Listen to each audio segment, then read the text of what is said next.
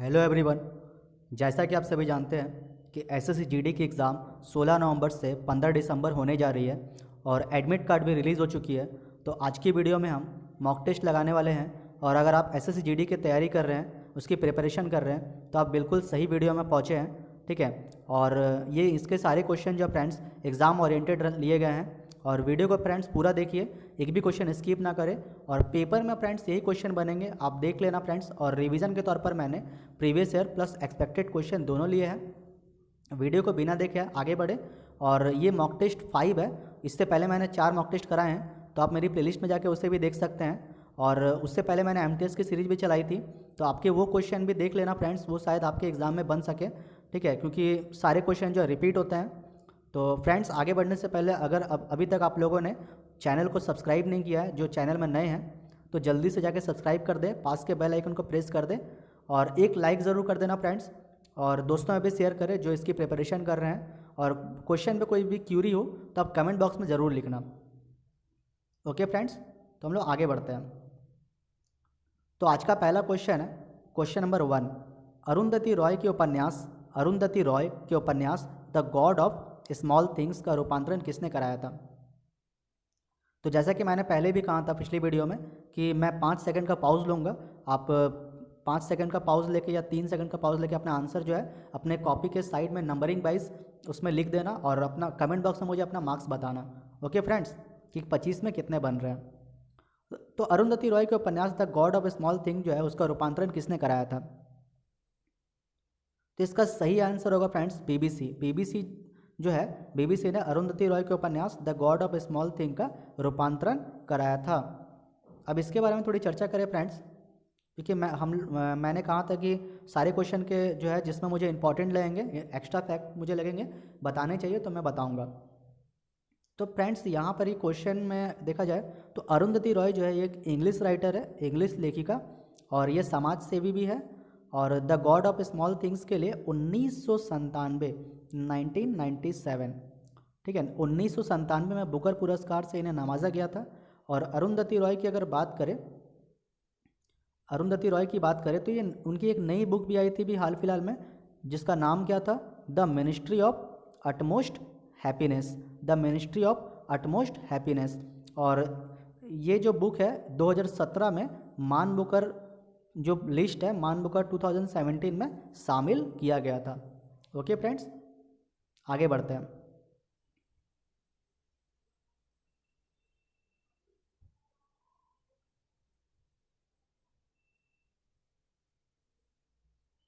तो question number 2।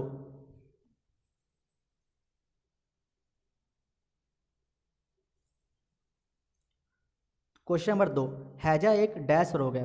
हैजा एक डैश रोग है, तो हैजा किस तरह का रोग है फ्रेंड्स?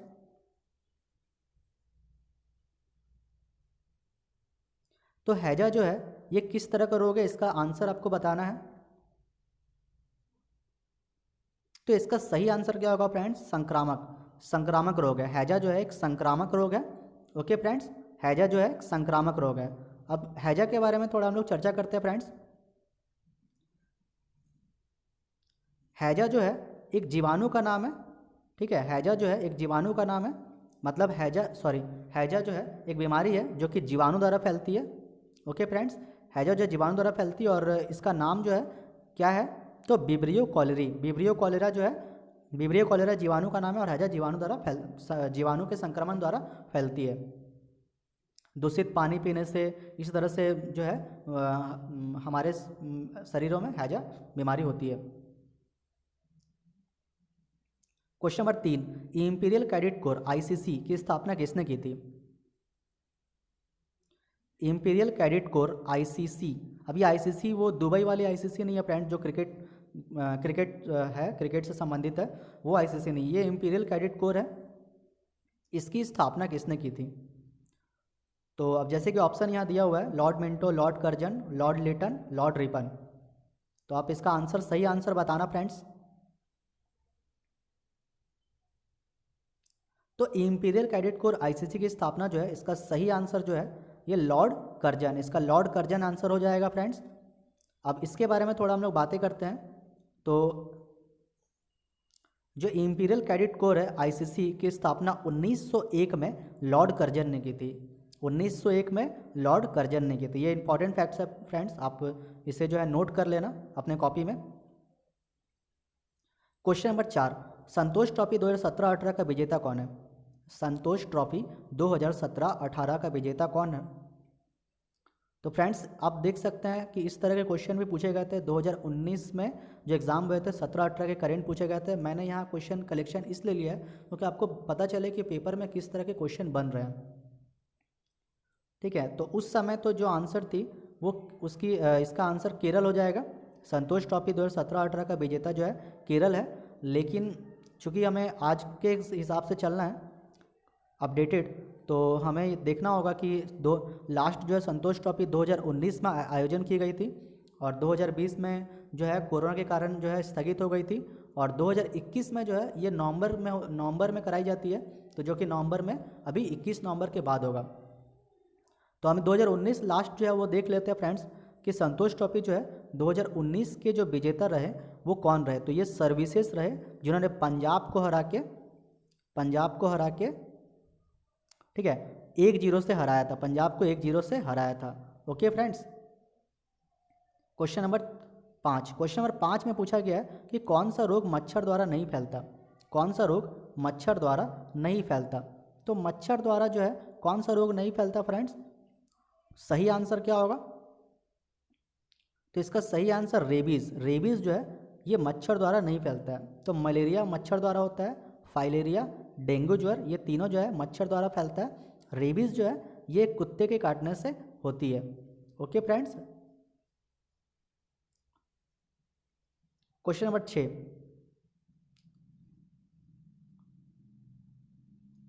क्वेश्चन नंबर 6 की बात करें तो अक्रिय गैस परमाणुओं के सबसे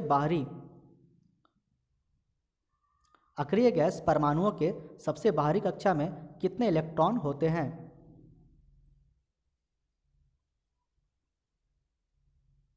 अक्रिय गैस परमाणुओं के सबसे बाहरी कक्षा में कितने इलेक्ट्रॉन होते हैं? तो इसका सही आंसर क्या होगा फ्रेंड्स? तो इसका सही आंसर होगा फ्रेंड्स 8। ठीक है, 8 आंसर होगा फ्रेंड्स। इसका ऑप्शन नंबर 3 जो है ये 8, ये सही आंसर होगा। अब जो पीरियोडिक टेबल होती है फ्रेंड्स, आप लोगों ने पीरियोडिक टेबल के बारे में पढ़ रखा होगा। ठीक है, इस तरह से, ठीक है, यहाँ इस तरह से यहाँ पर एस ग्रुप, पी, डी, फिर यहाँ एफ, ऐसे करके इस तरह से पीरियोडिक टेबल होती है। ठीक है, और अभी न्यू पीरियोडिक टेबल के हिसाब से जो है इस पे इधर वाले जो है ये धातु होते हैं, इधर वाले जितना भी धातु होते हैं, इधर वाले अधातु होते हैं। यहाँ बीच में एक लाइन होती है, ठीक है, जिसे जिगजैग लाइन भी कहा जाता है। इस तरह से आप लोगों ने अगर नहीं पता होगा तो आप देख सकते हैं। और जैसे कि हम यहाँ पर क्वेश्चन पे देखा कि अक्रिय गैस परमाणुओं के सबसे बाहरी कक्षा में कितने इलेक्ट्रॉन होते हैं। तो जो अक्रिय गैस होते हैं फ्रेंड्स, अक्रिय गैस किसे कहते हैं? तो जो यहाँ पर ही नोबेल गैस जो होता है ना फ्रेंड्स, नोबेल गैस जो कि 7 टोटल नोबेल गैस होते हैं जिसमें 6 इंपॉर्टेंट है। तो जैसे कि अगर हम आर्गन की बात करें या नियॉन की बात करें तो उसमें क्या है कि वो जो अक्रिय गैस होती है उसके बाहरी कक्षा में 8 इलेक्ट्रॉन होते हैं। जैसे कि अगर हम बात करें आर्गन का कितना होता है? आर्गन का AR का 18। तो 18 का बात करें तो इसके सेल में इसके अगर हम ब्रेक करें इसे 2, 8 ऐसे करके 2, 8 फिर 8, तो ये जो 2, 8 तो अपना घर कंप्लीट कर रहा है, लेकिन ये 8 जो है ये एक्स्ट्रा बच जा रहा है। तो यही इसका बाहरी परमाणु के सबसे बाहरी कक्षा में 8 जो है इलेक्ट्रॉन होते हैं। तो इस तरह से है फ्रेंड्स। ठीक है, आगे बढ़ते हैं फ्रेंड्स। क्वेश्चन नंबर 7, ऑस्कर पुरस्कार प्राप्त करने वाले प्रथम भारतीय कौन थे? ऑस्कर पुरस्कार प्राप्त करने वाले प्रथम भारतीय कौन थे?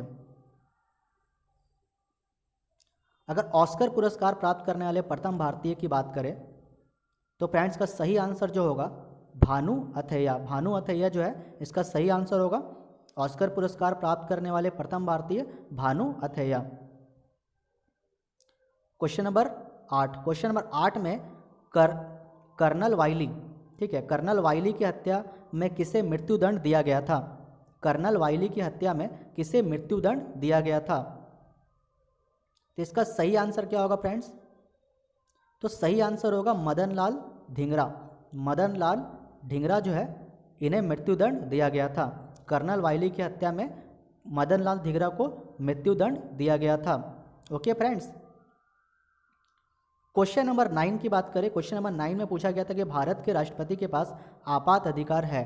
तब ऑप्शन के हिसाब से फ्रेंड्स यहाँ पर ही, तो भारत के राष्ट्रपति के पास जो आपात अधिकार है वो कितने प्रकार के आपात अधिकार है? ऑप्शन में है 4 प्रकार के, 2 प्रकार के, 5 प्रकार के या 3 प्रकार के। तो भारत के राष्ट्रपति के पास आपात अधिकार जो है फ्रेंड्स वो 3 प्रकार के आपात अधिकार है। कितने प्रकार के हैं? तो 3 प्रकार के हैं। अब ये 3 प्रकार के जो आपात अधिकार है इनके बारे में अगर हम बात करें तो वहाँ हम लोग देख सकते हैं। ठीक है फ्रेंड्स, जैसे कि यहाँ मैं बताता हूँ थोड़ा। भारत के राष्ट्रपति के पास आपात अधिकार की बात करें तो अनुच्छेद 352 के अनुसार, ये अनुच्छेद 352 के अनुसार जो है भारत के पास आपात अधिकार है, जिसमें वह राष्ट्रीय आपातकाल की घोषणा कर सकता है। भारतीय संविधान में 3 तरह के आपातकाल का प्रावधान है। फ्रेंड्स, ये वाला जो टॉपिक है ना फ्रेंड्स, आप अच्छे से अपने कॉपी में नोट कर ले या इस टॉपिक को अच्छे से समझ ले कि जो मैं अभी बता रहा हूँ कि इसमें से कहीं से भी क्वेश्चन बन सकते हैं। तो भारत के राष्ट्रपति के पास आपात अधिकार जो है अनुच्छेद 352 के अनुसार है। इसके अनुसार भारत जिसमें वह राष्ट्रीय आपातकाल की घोषणा कर सकता है। भारतीय संविधान में 3 तरह के आपातकाल का प्रावधान है। पहला जो है वो राष्ट्रीय आपातकाल जिसे नेशनल इमरजेंसी कहा जाता है। दूसरा राष्ट्रपति शासन जिसे स्टेट इमरजेंसी कहते हैं, और आर्थिक आपातकाल जिसे इकोनॉमिक इमरजेंसी कहते हैं। तो अनुच्छेद 352 यह घोषणा करता है कि जैसे कि युद्ध, बाह्य आक्रमण और सशस्त्र विद्रोह की स्थिति में राष्ट्रपति द्वारा राष्ट्रीय आपात की घोषणा की जा सकती है। और राष्ट्रीय आपात की घोषणा राष्ट्रपति मंत्रिमंडल की लिखित सिफारिश पर करता है। राष्ट्रीय आपात की उद्घोषणा को न्यायालय में प्रश्नगत किया जा सकता है और 44वें संविधान संशोधन द्वारा अनुच्छेद 352 के अधीन उद्घोषणा संपूर्ण भारत में अथवा उसके किसी भी भाग में की जा सकती है। तो यहाँ पर ही जो मेन इंपॉर्टेंट है फ्रेंड्स कि राष्ट्रपति के पास जो आपात अधिकार है वो 352 के अनुसार है, और मेन जो है इसमें 3 है जो कि क्या क्या है। तो जैसे कि राष्ट्रीय आपातकाल है जिसने नेशनल इमरजेंसी कहते हैं, राष्ट्रपति शासन है जो कि स्टेट इमरजेंसी के नाम से जानी जाती है, और तीसरा जो है ये आर्थिक आपातकाल है जो कि इकोनॉमिक इमरजेंसी के नाम से जानी जाती है। और ये इसमें ये बताया गया कि फ्रेंड्स कि कौन सा, जैसे कि यहाँ यह घोषणा जो राष्ट्रीय आपात जो है 352 यह घोषणा करता है कि जैसे युद्ध, बाह्य आक्रमण, सशस्त्र विद्रोह ये सभी जो है राष्ट्रपति द्वारा राष्ट्रीय आपात की घोषणा में की जाती है। तो ये सारा फैक्ट जो है फ्रेंड्स एक बार पॉज करके आप अच्छे से एक बार देख लेना। ठीक है फ्रेंड्स, आगे बढ़ते हैं। अब क्वेश्चन नंबर 10 में पूछा गया था फ्रेंड्स कि इनमें से कौन सा संयुक्त संघ, संयुक्त राष्ट्र संघ जिसे यूनियन नेशन ऑर्गेनाइजेशन यूएनओ का स्थायी सदस्य नहीं है, यूएनओ का स्थायी सदस्य नहीं है। तो मैंने पहले जितने भी वीडियो कराए हैं फ्रेंड्स, जितने भी क्लास कराए हैं उस पर मैंने इस तरह के क्वेश्चन मुझे मिले थे जिसमें पूछा जा रहा था कि यूएनओ का कौन सा सदस्य है, कौन सा नहीं है। तो मैंने वहाँ एक्स्ट्रा फैक्ट में बहुत सारी चीज़ बताए थे कि यूएनओ में अभी टोटल जो है कितने सदस्य देश है, 193 है। WTO में मैंने बताए थे 164 है, WTO में 164, 193 में कितना है वो, सॉरी यूएनओ में जो है 193 है। फिर आखिरी देश कौन सा, इस तरह से मैंने बताए थे, आप मेरी प्लेलिस्ट में जाके वीडियो देख सकते हैं। लेकिन यहाँ क्वेश्चन जो है इनमें से कौन पूछा गया कि कौन जो संयुक्त राष्ट्र संघ यूएनओ का स्थायी सदस्य नहीं है। तो इसे जानने के लिए फ्रेंड्स हमें पहले, अब यहाँ पर जैसे यूएनओ का स्थायी सदस्य नहीं है तो इसका सही आंसर पहले क्या होगा फ्रेंड्स? तो इसका सही आंसर होगा दक्षिण अफ्रीका। दक्षिण अफ्रीका जो है, साउथ अफ्रीका, इसका सही आंसर होगा। और इस पे जैसे कि यूएनओ में जो स्थायी सदस्य देश होते हैं फ्रेंड्स 5 स्थायी है, 10 अस्थायी है। ठीक है फ्रेंड्स, 5 स्थायी है और 10 अस्थायी है।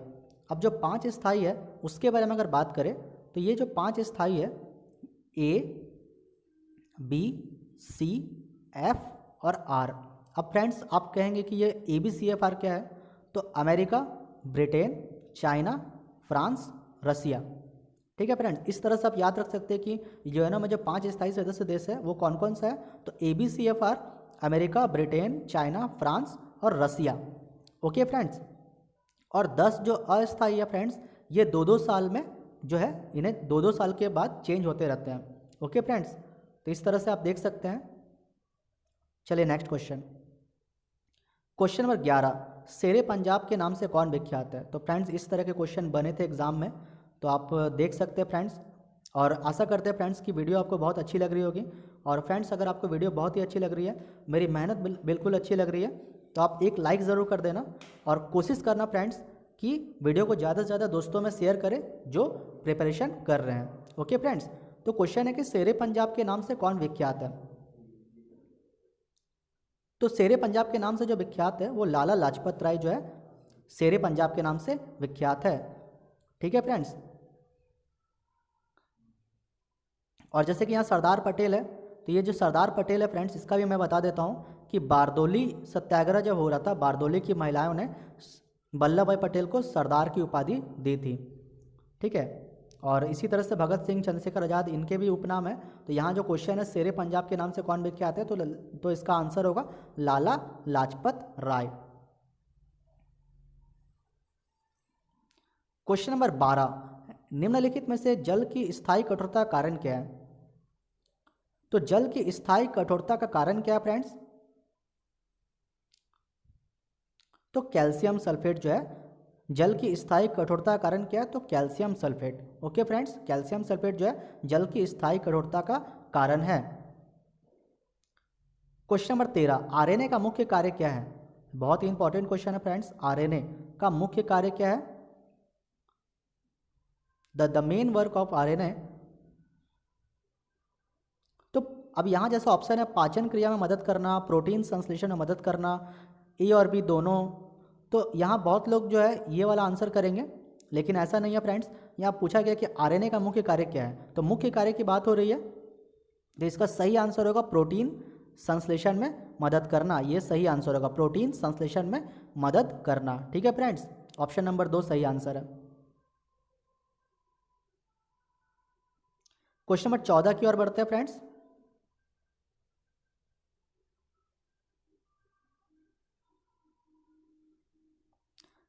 क्वेश्चन नंबर 14 में पूछा गया फ्रेंड्स कि काटो जलाओ कृषि का अर्थ क्या है?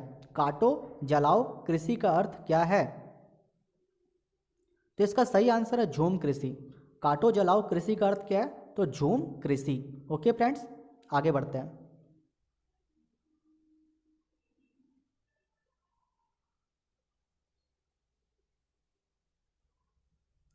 क्वेश्चन नंबर 15, क्वेश्चन नंबर 15 में पूछा गया फ्रेंड्स कि भारतीय चित्रकला के सर्वोत्कृष्ट नमूने हमें प्राप्त होते हैं कहाँ से? तो भारतीय चित्रकला जो है उसके सर्वोत्कृष्ट नमूने जो है हमें प्राप्त होते हैं, तो ये कहाँ से प्राप्त होते हैं? तो इस तरह क्वेश्चन इसी तरह से पूछे गए थे फ्रेंड्स, सेम टू सेम, मतलब इसी तरह के क्वेश्चन थे और यही ऑप्शन था। तो फ्रेंड्स भारतीय चित्रकला के सर्वोत्कृष्ट नमूने जो है हमें प्राप्त होते हैं एलोरा की गुफाओं से, एलोरा की गुफाओं से प्राप्त होते हैं। ओके फ्रेंड्स, सही आंसर क्या होगा? एलोरा की गुफाएं। तो फ्रेंड्स आगे बढ़ने से पहले मैं ये बताना चाहूँगा फ्रेंड्स कि आप लोग अगर क्वेश्चन देख रहे हैं तो आप लोगों को लग रहा होगा कि फ्रेंड्स कि कैसे क्वेश्चन बन रहे हैं इस तरह का पेपर में। तो फ्रेंड्स मैं बताऊँगा कि आपको एग्ज़ाम में जो क्वेश्चन पूछ रहे हैं आपको वो सारे क्वेश्चन पढ़ने हैं। आपको ये नहीं कि आप मतलब आपको क्वालिटी पढ़ना है, क्वांटिटी नहीं। आप इतने सारे क्वेश्चन पढ़ के जाओगे, एग्ज़ाम का डिमांड क्या है, एग्ज़ाम में क्वेश्चन कैसे बन रहे हैं उस हिसाब से आपको पढ़ के जाना है। ठीक है, और किस तरह के ऑप्शन बन रहे हैं। तो 1700 क्वेश्चन नंबर 16, 1793 में जमींदार प्रणाली किसके द्वारा शुरू की गई थी? 1793 में जमींदार प्रणाली किसके द्वारा शुरू की गई थी? तो इसका सही आंसर क्या होगा फ्रेंड्स? Lord Cornwallis. 1793 1793 में जमींदार प्रणाली जो है, जमींदार प्रणाली किसके द्वारा शुरू की गई थी? तो लॉर्ड कॉर्नवालिस के द्वारा। क्वेश्चन नंबर 17 उत्तरी भारतीय मतलब उत्तर भारतीय मैदानों की दलदली पट्टी को किसके नाम से जाना जाता है? अब इसका सही आंसर क्या होगा फ्रेंड्स? उत्तर भारतीय मैदानों में दलदली पट्टी को किसके नाम से जाना जाता है?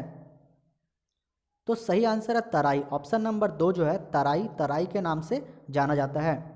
Okay friends.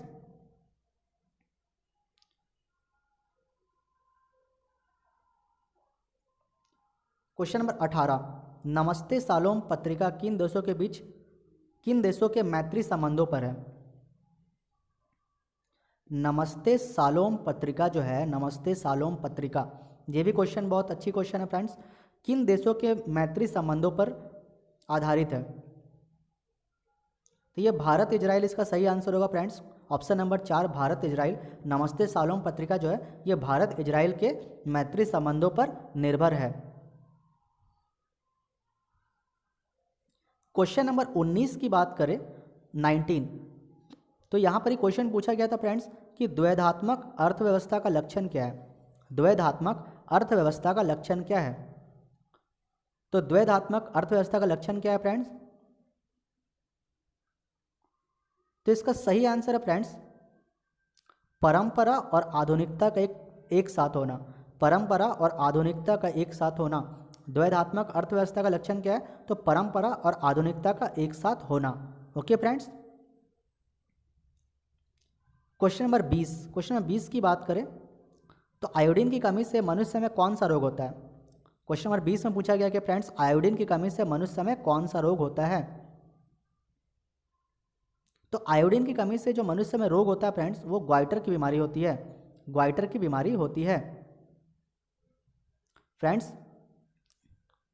अगर आप लोग फ्रेंड्स एसएससी जीडी के अलावा और भी किसी चीज़ के एग्जाम की तैयारी कर रहे हैं, जैसे कि आरआरबी ग्रुप डी या एनटीपीसी सीवीडी 2 जिनके अच्छे मार्क्स आए हैं, तो आप कोशिश करना फ्रेंड्स कि जो है इस तरह के क्वेश्चन आप लोगों ने एनटीपीसी एग्जाम दे रखा होगा तो आप लोगों को ये पता चल गया होगा कि फ्रेंड्स वहाँ साइंस के भी क्वेश्चन बन रहे हैं और जीके के भी क्वेश्चन बन रहे हैं। तो जीके के देखना फ्रेंड्स, अभी सीवीटी 1 के जो पेपर आंसर की आई थी उसमें बहुत सी चीज़ देखी गई थी कि क्वेश्चन ऐसे बन रहे हैं कि थोड़े घुमावदार क्वेश्चन बन रहे हैं। तो आप जो है सेट प्रैक्टिस करते रहे फ्रेंड्स, इस तरह के क्वेश्चन भी आपको मिलते रहेगी। तो फ्रेंड्स किसी भी एग्जाम की प्रिपरेशन की आप तैयारी कर रहे हैं, प्रिपरेशन कर रहे हैं, तो आपको ये क्वेश्चन हेल्पफुल रहेगी। तो क्वेश्चन नंबर 21 की बात करें तो उत्खात भूमि बैडलैंड टोपोग्राफी स्थलाकृति कहाँ की विशिष्टता है? क्वेश्चन नंबर 21, उत्खात भूमि बैडलैंड टोपोग्राफी स्थलाकृति कहाँ की विशिष्टता है? तो इसका सही आंसर जो होगा फ्रेंड्स चंबल घाटी। इसका सही आंसर क्या होगा? चंबल घाटी। उत्खात भूमि स्थलाकृति कहाँ की विशिष्टता है? चंबल घाटी इसका सही आंसर होगा। अब ये चंबल घाटी जो है फ्रेंड्स, हम लोगों के मन में सवाल रहता है कि चंबल घाटी आखिर है कहाँ? तो चंबल घाटी जो है फ्रेंड्स ये 3 राज्यों में फैली हुई है। ये एमपी में फैली हुई है, एमपी, यूपी और राजस्थान में जो है ये फैली हुई है। Okay friends.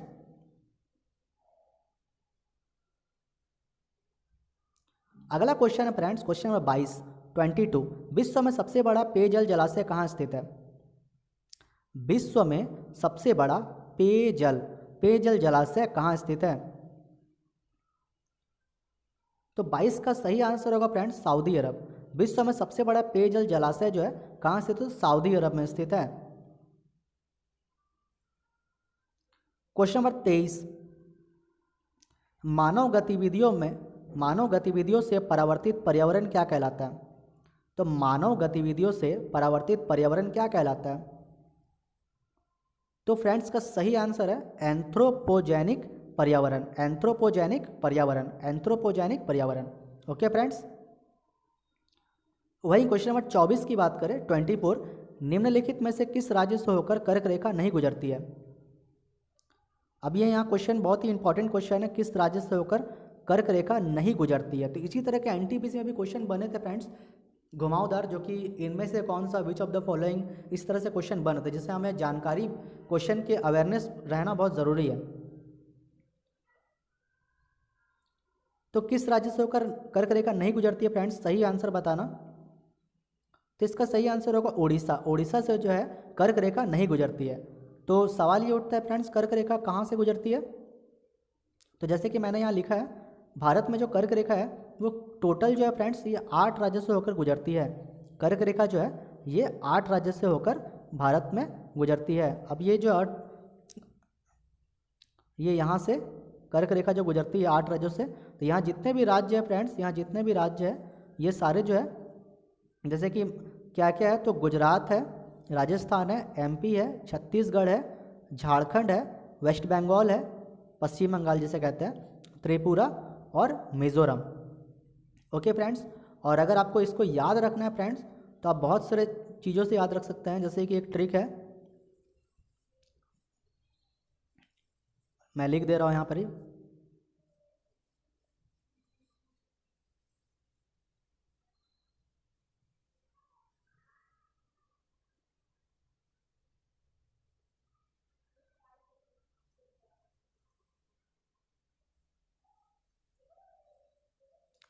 अब ये क्या है फ्रेंड्स, तो मित्र पर गमछा झाड़, मित्र पर गमछा झाड़। तो ये एक ट्रिक है फ्रेंड्स, जो कि आपको पता होगा, या अगर आपको नहीं पता है तो आप इसे नोट कर सकते हैं। मी फॉर मिजोरम, त्रि फॉर त्रिपुरा, ठीक है, मी फॉर मिजोरम, त्र फॉर त्रिपुरा, उसके बाद फिर प से पश्चिम बंगाल, र से राजस्थान, ग से गुजरात, उसके बाद म से एमपी, छ से छत्तीसगढ़ और झा से झारखंड। ओके फ्रेंड्स, आगे बढ़ते हैं।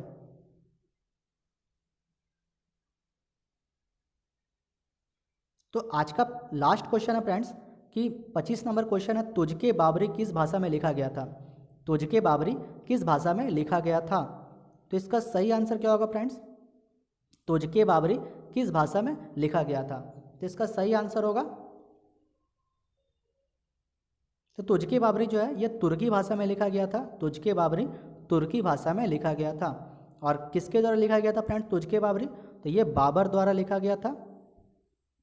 ठीक है, बाबर द्वारा लिखा गया था। बाबर वही है जो मुगल वंश का संस्थापक, और ये जो है बाबर ने लिखा था, तुर्की भाषा में लिखा था। ओके फ्रेंड्स, और आगे बढ़ने से पहले फ्रेंड्स, अगर आप, मैं फिर से कह रहा हूँ फ्रेंड्स, ये जो है इस तरह की सीरीज मैं लेकर आ रहा हूँ फ्रेंड्स, और आपको अगर कोई भी और दूसरी तरह के वीडियो चाहिए तो आप मुझे कमेंट बॉक्स में ज़रूर बताना, और वीडियो में नए हैं तो सब्सक्राइब जरूर कर देना। ठीक है फ्रेंड्स, और वीडियो को लाइक ज़रूर कर देना। ठीक है फ्रेंड्स, अगर आपको बिल्कुल अच्छी लग रही है तो जैसा है फ्रेंड्स, तो आज के लिए इतना ही रहा फ्रेंड्स। Thank you.